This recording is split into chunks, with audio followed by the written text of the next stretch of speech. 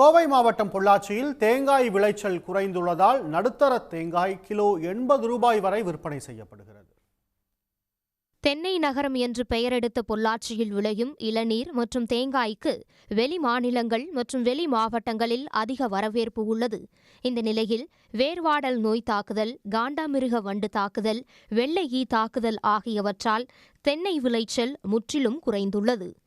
வெளிச்சந்தையில் தேங்காய்க்கு நல்ல விலை கிடைக்கின்ற போதிலும் விளைச்சல் குறைவாக உள்ளதால் விவசாயிகள் வேதனை அடைந்துள்ளனர். நோய் தாக்குதல் தான்.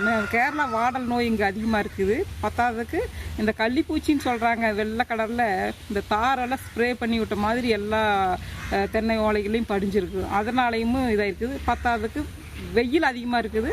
இல்லைன்னா இதாக இருக்குது.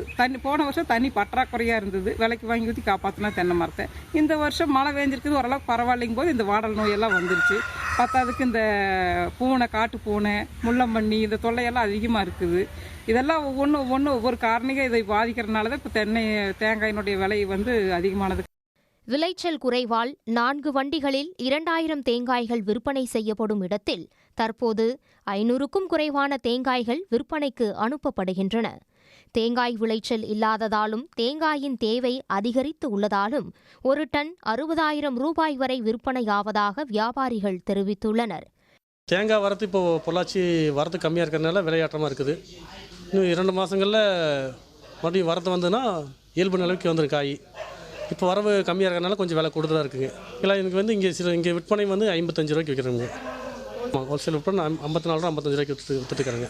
வர போக்குவரத்து செலவெல்லாம் போக அவங்களுக்கு 60 ரூபா விற்றா தான் விவசாயிகள் கட்டுப்படியாகுங்க.